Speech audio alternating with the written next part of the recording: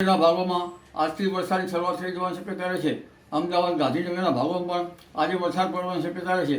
પણ ઉલ્લેખનીય છે કે મધ્ય ગુજરાતના ભાગોમાં આજે ભારે વરસાદ પડવાની શક્યતા રહે છે. દક્ષિણ ગુજરાત અને દક્ષિણ સૌરાષ્ટ્રના કેટલાક ભાગમાં પણ ભારે વરસાદ પડવાની શક્યતા રહે છે. આ ઉપરાંત મહીસાગરના ભાગો અને પંચમહાલના ભાગો કેટલાક ભાગોમાં પણ ભારે વરસાદ થવાની શક્યતા રહે છે. ભરૂચના કેટલાક ભાગોમાં ભારે વરસાદ થવાની શક્યતા રહે છે.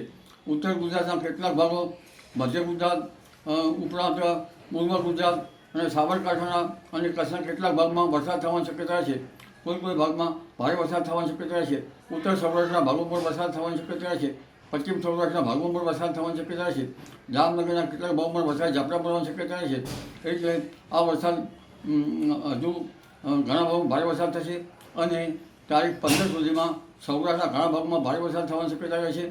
ગુજરાતના અન્ય ભાગમાં ભારે વરસાદ થવાની શક્યતા રહે છે.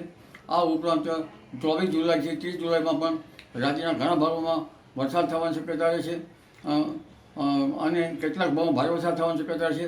2 થી 8 ઓગસ્ટમાં દક્ષિણ ગુજરાતના ભાગોમાં ભારે વરસાદ થવાની શક્યતા રહે છે. તાપી નદીનું જળસ્તર વધવાની શક્યતા રહે છે.